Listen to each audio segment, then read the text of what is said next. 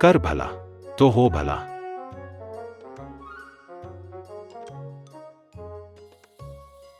बंटी बबली के पिताजी उन दोनों के लिए दो प्यारे से बत्तखों के जोड़े घर लेकर आते हैं ताकि वो बंटी बबली को सरप्राइज दे सके।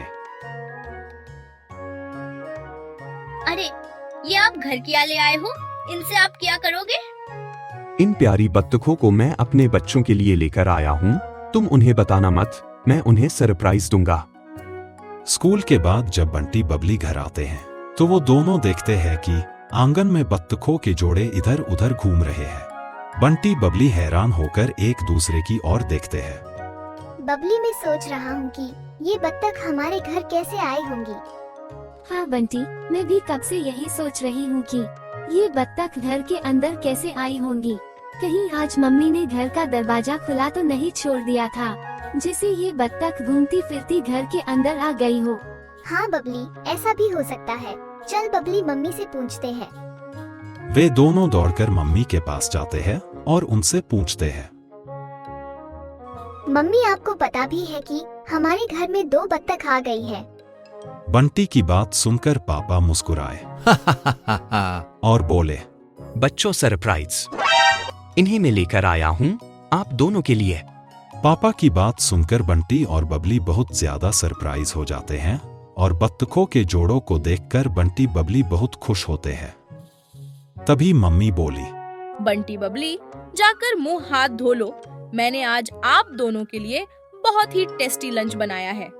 लंच करने के बाद तुम दोनों इनके साथ जी भरकर खेलते रहना। Okay mummy. लंच करने के बाद बंटी और बबली बत्तखों के साथ खेल में लग जाते हैं। वे दोनों उन बत्तखों के साथ बहुत खुश रहते थे और ज्यादातर समय उन्हीं के साथ बिताते थे। उन बत्तखों के साथ उन दोनों को एक अलग सा ही लगाव हो गया था। लेकिन कुछ महीने बीतने के बाद उनमें से एक बत्तख बीमार हो जाती है और मर जाती है। उस बत्तख के मरने पर बंटी बबली और पूरा परिवार बहुत दुखी हो जाते हैं। धीरे धीरे और कुछ समय बीतने के बाद दूसरी बत्तख भी बीमार रहने लगती है क्योंकि उसका साथी नर बत्तख मर चुका था। उस बीमार बत्तख को देखकर बंटी और बबली बहुत दुखी हो जाते हैं और मम्मी पापा के गले लगकर रोने लगते हैं। चुप हो जाओ मेरे प्यारे बच्चों, तुम्हारी मम्मी और मैं मिलकर कुछ सोचते हैं कि हम क्या कर सकते हैं इस बीमार बत्तख के लिए। एक दिन बत्तख की तबीयत ज्यादा खराब हो जाती है और वो बत्तख खाना पीना भी छोड़ देती है। ये सब देखकर बंटी और बबली और ज्यादा दुखी होकर मम्मी पापा से पूछते हैं, पापा, क्या हम इस बेचारी बीमार बत्तख को किसी डॉक्टर को नहीं दिखा सकते हैं? हाँ मेरे प्यारे बच्चों, हम आज ही इसे किसी अच्छे जानवरों के डॉक्टर को दिखाएंगे। पापा की बात सुनकर बंटी बबली खुश हो जाते हैं। फिर सभी बत्तख को लेकर हॉस्पिटल जाते हैं। आप सब यहाँ पर वेट करो, मैं अभी डॉक्टर को बताकर आती हूँ। डॉक्टर आकर उस बत्तख को देखता है और कुछ समय तक चेकअप करने के बाद बताता है, इसकी बीमारी ऐसी है जिसका अभी तक कोई इलाज नहीं है, ये जल्दी ही मर जाएगी। डॉक्टर की बात सुनकर सभी बहुत दुखी हो जाते हैं और घर लौट आते हैं। बंटी और बबली की चिंता बढ़ जाती है। वे अपने मम्मी पापा से पूछते हैं, पापा, क्या कोई और उपाय हो सकता है इस बत्तख को बचाने के लिए? चलो बच्चों, हम एक अंतिम प्रयास करते हैं। मैंने सुना है कि एक जादूगर के पास बत्तख को ठीक करने की जादुई शक्ति होती है। पापा की बात सुनकर बंटी और बबली को एक नई उम्मीद मिलती है। बंटी, बबली और उनके माता पिता बत्तख को लेकर जादूगर के पास जाते हैं।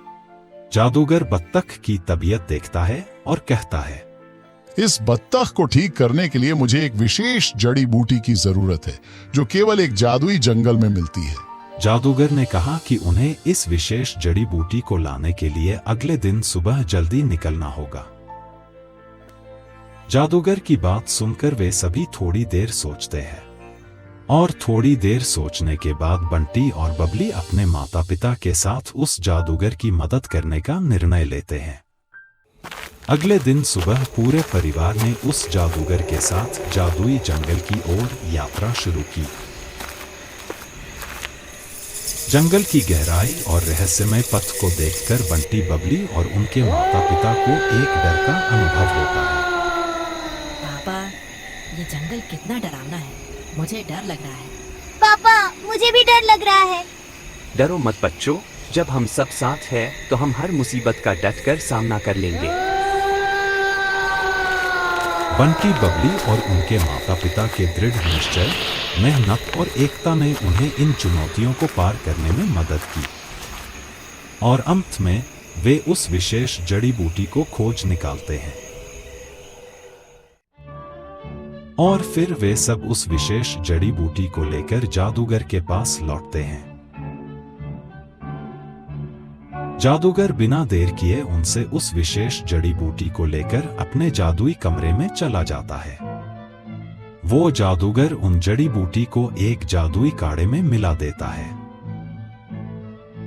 फिर उस जादुई काढ़े में से वो जादूगर थोड़ा सा काढ़ा एक बोतल में भरकर बाहर लाता है और उस बतख को पिला देता है।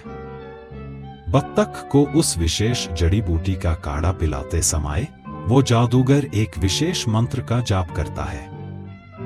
चटपट चटपट बत्तख बने झटपट, जिंगालाला बूम बूम बत्तख हो जाए झूम झूम, चिक चिक चमक चमक बत्तख हो जाए टनक टनक, जड़ी बूटी का जादू चले बत्तख जल्दी ठीक हो चले।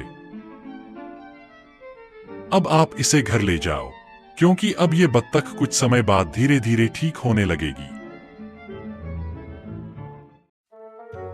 धीरे धीरे कुछ दिनों बाद बत्तख की तबीयत में आश्चर्यजनक सुधार होने लगता है। बंटी और बबली की खुशी का ठिकाना नहीं रहता। बत्तख अब स्वस्थ हो जाती है और उनके साथ खेलने लगती है। बंटी बबली, जब हम सच्चे दिल से किसी की मदद करते हैं और मुश्किल हालात का सामना करते हैं तो हमें जीवन में बहुत अच्छे परिणाम मिलते हैं। मम्मी पापा बंटी बबली को यह सीख बताते हैं और इस प्रकार बंटी बबली और उनके माता पिता ने यह अनुभव किया कि कर भला तो हो भला का मतलब है अच्छाई और प्रयास से हम हर मुश्किल को पार कर सकते हैं और हर चुनौती का सामना कर सकते हैं।